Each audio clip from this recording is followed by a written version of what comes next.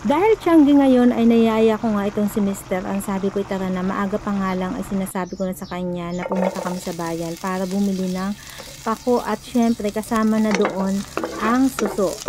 Masarap nga itong gataan pero iginisa ko lang muna itong ating mga sangkap. Tuwing Tiangge nga lang pala mayroong nagtitinda ng suso doon sa Pinamalayan, kaya ay tama-tama. At inilagay ko na nga itong ating gata. Ayan. Madali lang naman talagang lutuin ito. Ikaw ba din, Mare, ay kumakain ng suso at pako? Siguradong mapapalabang ka dito ng supsupan.